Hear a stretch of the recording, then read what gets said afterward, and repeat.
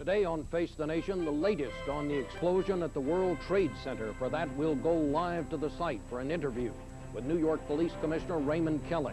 Then we'll shift to the topic that's been gripping Washington for the last week, spending cuts and taxes, including the latest idea being floated to put a $2 a pack tax on cigarettes. We'll get the Republican view from Mississippi Senator Trent Lott, the Democratic view from Senate Majority Leader George Mitchell.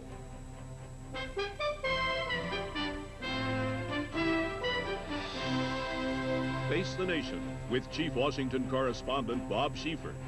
And now from CBS News in Washington, Bob Schieffer.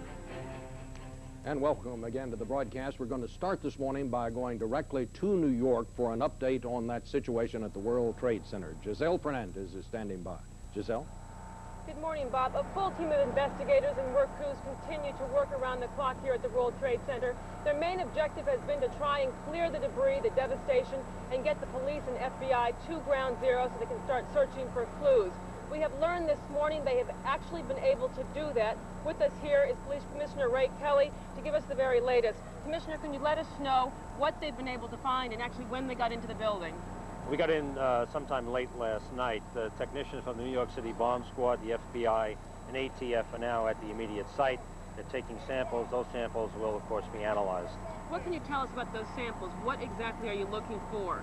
We're looking for any evidence at all, traces of chemicals, metal particles, what have you. Anything that can give us an indication as to whether or not this was, in fact, a bomb and the makeup of the bomb. And right now, everything's looking toward a bomb. What leads you to believe that?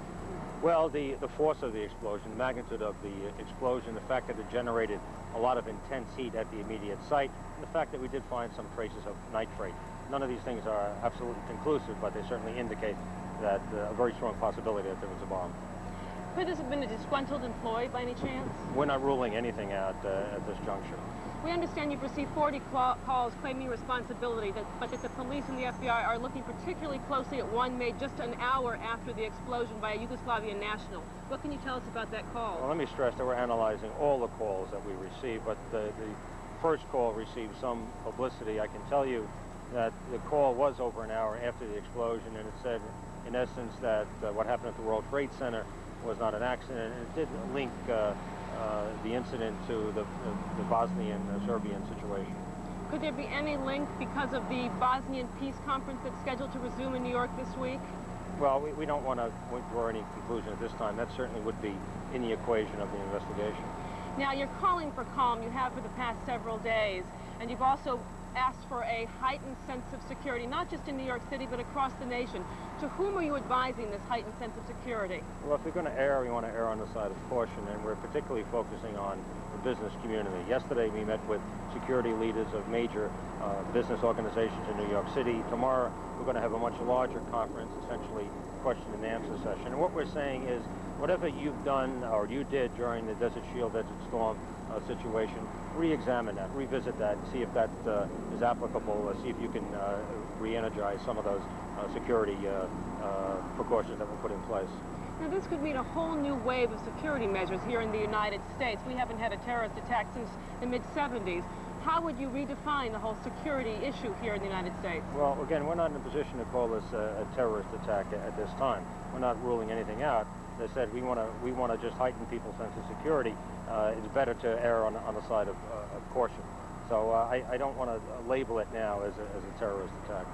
We talked about a disgruntled employee. The magnitude of this explosion, could it have been plastics? Could it have been another form of device that not as sophisticated to be used by a terrorist, but could it have been used by, let's say, an average citizen, an employee, perhaps?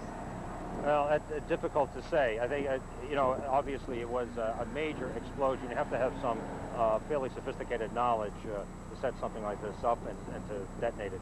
All right, Commissioner, thank you very much for joining Thanks us a lot, this morning.